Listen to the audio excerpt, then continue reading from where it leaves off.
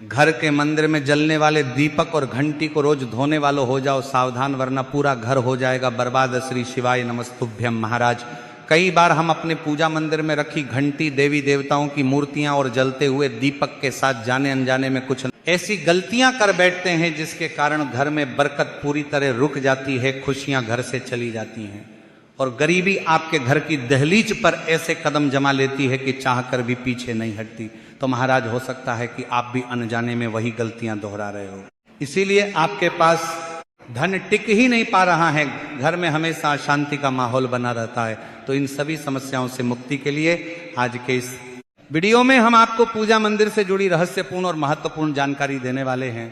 तो इसीलिए वीडियो में अंत तक बने रहे और यदि आपको यह जानकारी उचित लगे तो वीडियो को लाइक जरूर करें और चैनल को सब्सक्राइब करके कमेंट बॉक्स में ओम नमः शिवाय या हर हर महादेव जरूर लिखें। तो महाराज, आज हम जानेंगे कि पूजा मंदिर में कौन सी चीज़ें रखना शुभ है और कौन सी अशुभ दीपक जलाने का सही समय क्या है और इसे जलाते समय कौन सा मंत्र बोलना चाहिए, घंटी कब बजानी चाहिए, सुबह बजानी है या शाम को, और कितनी बार बजानी चाहिए, शंख कब और कैसे बजाना चाहिए और बजाते समय किस मंत्र का जाप करना आवश्यक है, क्या दीपक को रोज धोना सही है या नहीं, मंदिर में भगवानों की कितनी मूर्तियां रखनी चाहिए। तो महाराज, आज हम मुख्य रूप से बात करेंगे घर के मंदिर में दीपक और घंटी के सही उपयोग के बारे में। क्या दीपक को रोज धोना चाहिए या हफ्ते में केवल 1-2 बार भी धो सकते हैं? अगर धातु का दिया हो तो उसे कब और कैसे साफ करना चाहिए? मिट्टी के दीपक को जलाने का सही समय और सही अवसर कौन से हैं? मंदिर में किस प्रकार की घंटी का उपयोग सबसे शुभ माना जाता है? घंटी कब बजानी है, कितनी बार बजानी है और क्या शाम की पूजा में घंटी बजाना शास्त्र सम्मत है? तो महाराज, एक बात हमेशा याद रखिए कि अधूरी जानकारी कभी कभी फायदे की जगह नुकसानदायक भी साबित हो सकती है, इसीलिए इस वीडियो को अंत तक जरूर देखें। कुछ लोग होते हैं जो वीडियो को इधर उधर से काट कर देखते हैं, बीच से स्किप करते हैं और फिर शिकायत करते हैं कि जीवन में सफलता क्यों नहीं मिल रही है। तो इसीलिए जब आप ज्ञान आधा अधूरा ले रहे हो तो आपको फल पूरा कैसे मिलेगा? तो महाराज, सबसे पहले बात करते हैं मिट्टी के दिए की। ये साधारण सा दिखने वाला दिया वास्तव में शुद्धता और पवित्रता का प्रतीक है। दिवाली हो, कोई धार्मिक पर्व हो या फिर कोई बड़ा अनुष्ठान, मिट्टी का दिया जलाने का अपना ही एक विशेष महत्व है। घर के मंदिर में या दरवाजे के पास जब इसे प्रज्वलित किया जाता है तो ऐसा प्रतीत होता है मानो लक्ष्मी माता स्वयं आपके आंगन में प्रवेश कर रही हो। लेकिन महाराज, यहाँ ध्यान दीजिए, जब ये दिया मंदिर में रखा जाता है तो इसके नियम बदल जाते हैं। मिट्टी का दिया एक बार जलाने के बाद दोबारा मंदिर में उपयोग नहीं करना चाहिए। हर बार पूजा के लिए नया मिट्टी का दिया ही उपयोग करना शुभ माना गया है। ऐसा करने से वास्तु दोष घर से दूर रहता है और घर में बरकत बनी रहती है। अब महाराज, जरा सोचिए, हम में से कितने लोग हैं जो इस नियम का पालन करते हैं? अक्सर हम एक ही मिट्टी के दिए को बार बार इस्तेमाल करते रहते हैं, ये सोच कर कि इससे क्या फर्क पड़ेगा। लेकिन यही छोटी सी लापरवाही धीरे धीरे हमारे जीवन में नकारात्मकता का कारण बन जाती है।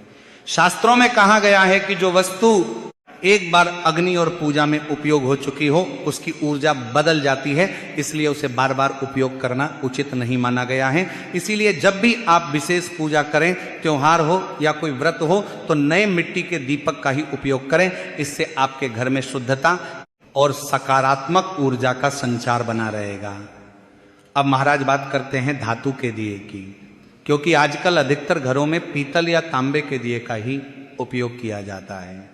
आपने देखा होगा कि ये दिए दिखने में बहुत सुंदर होते हैं और लंबे समय तक चलते हैं, लेकिन क्या केवल सुंदरता ही पर्याप्त है? बिल्कुल नहीं। इनकी नियमित सफाई और शुद्धि भी उतनी ही आवश्यक है। इसीलिए धातु के दिए को रोज साफ करना चाहिए, खासकर जब वह रोजाना पूजा में उपयोग हो रहा हो। अगर आप इसे कई दिनों तक बिना साफ किए जलाते रहते हैं तो उसमें जमा कालिक और तेल की परत नकारात्मक ऊर्जा को आकर्षित करने लगती है। ये नकारात्मकता धीरे धीरे आपके घर के वातावरण को प्रभावित करती है और पूजा का प्रभाव कम होने लगता है। इसीलिए महाराज, ये नियम बना लें कि रोज पूजा से पहले दिए को साफ करें। अगर संभव हो तो उसे गंगा जल से धोएं, क्योंकि गंगा जल को सबसे पवित्र माना गया है। गंगा जल से धोने से दिया केवल बाहर से ही नहीं बल्कि ऊर्जा के स्तर पर भी शुद्ध हो जाता है। अगर गंगा जल उपलब्ध नहीं है तो साफ पानी से धोकर उसे अच्छी तरह पोंछ लें और फिर उपयोग करें। लेकिन हफ्ते में कम से कम एक बार गंगा जल से शुद्धि अवश्य करें।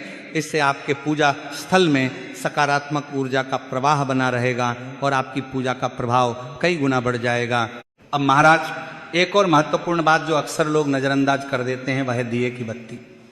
बहुत से लोग बिना सोचे समझे किसी भी प्रकार की बत्ती का उपयोग कर लेते हैं, लेकिन शास्त्रों में इसके भी स्पष्ट नियम बताए गए हैं। घी के दीपक में हमेशा रुई की बत्ती का ही उपयोग करना चाहिए, जबकि तेल के दीपक में लाल मौली या कलावे की बत्ती का उपयोग करना शुभ माना जाता है।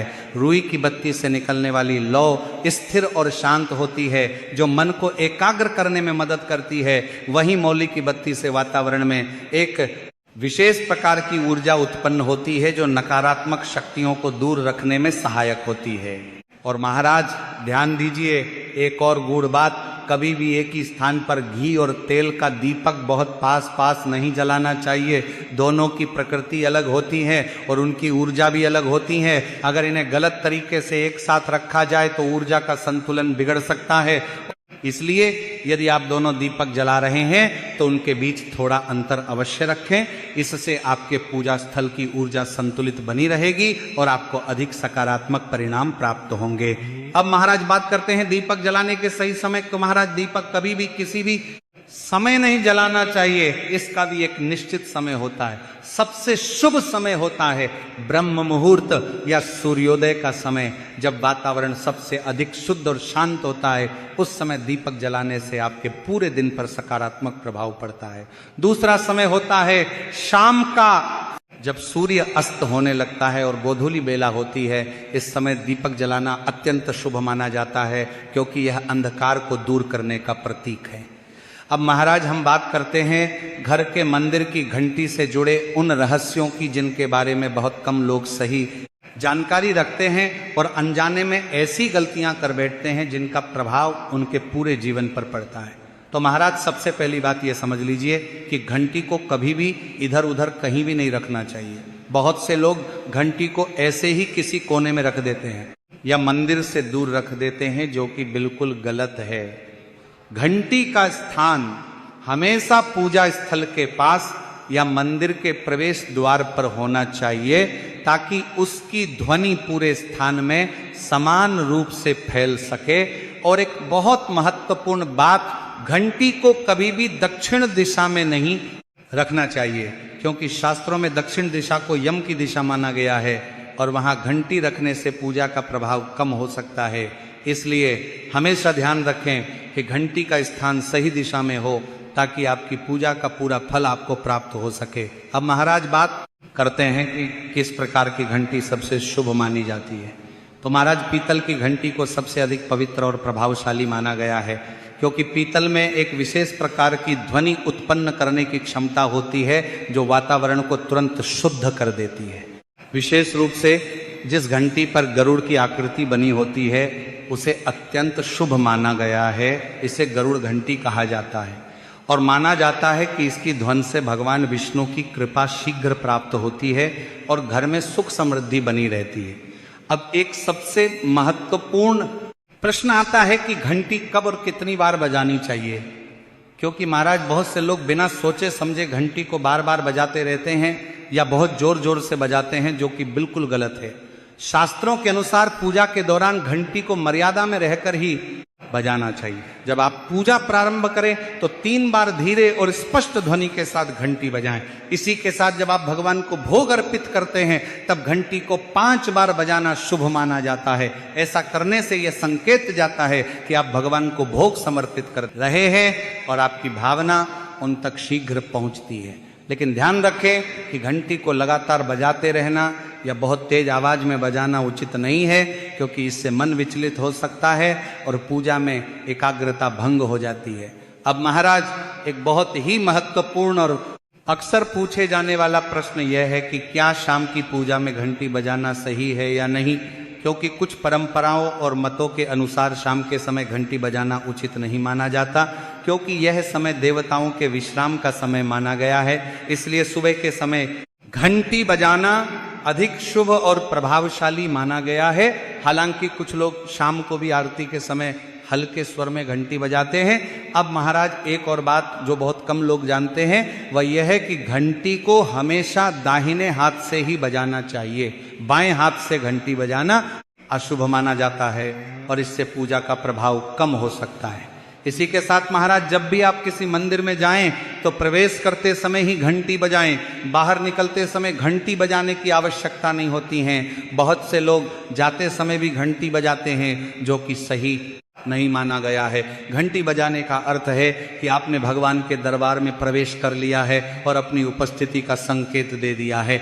एक बार घंटी बजाने का अर्थ होता है कि आप भगवान के सामने उपस्थित हो गए हैं। अब महाराज हम आगे बढ़ते हैं और बात करते हैं पूजा के समय, दिशा और आसन के महत्व की। ये बात बहुत कम लोग जानते हैं कि पूजा करते समय आपकी दिशा का भी बहुत बड़ा प्रभाव होता है। पूजा करते समय आपका मुख हमेशा पूर्व दिशा की ओर होना चाहिए, क्योंकि यह दिशा सूर्य की दिशा है और इसे सबसे शुभ माना गया है। पूर्व दिशा से आने वाली ऊर्जा आपके मन और शरीर दोनों को सकारात्मक बनाती है। यदि किसी कारणवश आप पूर्व दिशा की ओर मुख करके पूजा नहीं कर सकते तो पश्चिम दिशा भी स्वीकार्य मानी गई है, लेकिन उत्तर और दक्षिण दिशा की ओर मुख करके पूजा करना उचित नहीं माना गया है। विशेष रूप से दक्षिण दिशा की ओर मुख करके पूजा करने से बचना चाहिए, क्योंकि यह दिशा नकारात्मक ऊर्जा से जुड़ी मानी जाती है। अब महाराज बात करते हैं भगवान के आसन की। भगवान की मूर्ति या तस्वीर को कभी भी सीधे जमीन पर नहीं रखना चाहिए, यह बहुत बड़ी भूल मानी जाती है। भगवान का आसन हमेशा आपके आसन से ऊंचा होना चाहिए। कम से कम 10 इंच की ऊंचाई पर भगवान की स्थापना करनी चाहिए, ताकि पूजा स्थल की ऊर्जा संतुलित बनी रहे। इसी के साथ महाराज जब आप स्वयं जब पूजा करें तो हमेशा किसी आसन या चटाई पर बैठकर ही पूजा करें। सीधे जमीन पर बैठकर पूजा करना उचित नहीं माना गया है। आसन पर बैठने से आपकी ऊर्जा स्थिर रहती है और आपका मन अधिक समय तक एकाग्र रह पाता है। लेकिन ध्यान रखें कि आपका आसन भगवान के आसन से ऊंचा नहीं होना चाहिए, क्योंकि यह मर्यादा के विरुद्ध माना जाता है। अब महाराज एक और महत्वपूर्ण बात जो कई लोग अक्सर नज़रअंदाज कर देते हैं, और वो है पूजा में उपयोग किए जाने वाले फूल। बहुत से लोग भगवान को चढ़ाए गए फूलों को कई दिनों तक वैसे ही मंदिर में रखे रहने देते हैं, जो कि बिल्कुल गलत है। मुरझाए हुए या सड़े हुए फूल नकारात्मक ऊर्जा को आकर्षित करते हैं और पूजा स्थल की पवित्रता को कम कर देते हैं। इसलिए हमेशा ताजे और सुगंधित फूल ही भगवान को अर्पित करें, और जब वे मुरझा जाएं तो उन्हें सम्मान पूर्वक हटा दें। साथ ही मुरझाए हुए फूलों को कभी भी कूड़ेदान में नहीं फेंकना चाहिए, बल्कि उन्हें किसी पेड़ पौधे की जड़ में रख दें या किसी जल स्रोत में प्रवाहित कर दें। इससे उनकी पवित्रता बनी रहती है। महाराज अब हम जानेंगे कि घर के पूजा मंदिर में कौन सी चीजें रखना अत्यंत शुभ होता है और कौन सी चीजें ऐसी हैं जिन्हें भूल कर भी मंदिर में नहीं रखना चाहिए। क्योंकि महाराज कई बार हम मंदिर में कई तरह की वस्तुएं रख लेते हैं, लेकिन अनजाने में कुछ ऐसी चीजें भी रख देते हैं जो नकारात्मक ऊर्जा को आकर्षित करती हैं और धीरे धीरे उनके जीवन में परेशानियां बढ़ने लगती हैं। तो महाराज सबसे पहले ये समझ लीजिए कि पूजा घर केवल एक स्थान नहीं होता, बल्कि ये आपके घर का सबसे पवित्र और ऊर्जावान केंद्र होता है। यहाँ रखी हर वस्तु एक विशेष प्रकार की ऊर्जा उत्पन्न करती है, इसलिए यहाँ क्या रखना है और क्या नहीं ये जानना बहुत आवश्यक है। सबसे पहली और महत्वपूर्ण बात यह है कि घर के मंदिर में कभी भी टूटी हुई मूर्तियां या खंडित तस्वीरें नहीं रखनी चाहिए। बहुत से लोग पुरानी या टूटी मूर्तियों को भावनाओं के कारण हटाते नहीं हैं, लेकिन शास्त्रों के अनुसार खंडित मूर्ति पूजा योग्य नहीं मानी जाती हैं और यह नकारात्मक ऊर्जा का कारण बन सकती है। ऐसी मूर्तियों को सम्मानपूर्वक किसी पवित्र जल में विसर्जित कर देना चाहिए। अब महाराज एक और महत्वपूर्ण नियम जो बहुत कम लोग जानते हैं वह यह है कि मंदिर में एक ही देवता की एक से अधिक मूर्तियां या तस्वीरें नहीं रखनी चाहिए। कई लोग भगवान गणेश या भगवान कृष्ण की कई तस्वीरें एक साथ रख लेते हैं, यह सोचकर कि इससे पूजा अधिक प्रभावशाली होगी, लेकिन वास्तव में इससे ऊर्जा का संतुलन बिगड़ सकता है। एक ही देवता का एक ही स्वरूप रखना सबसे शुभ माना गया है। अब महाराज बात करते हैं शिवलिंग की।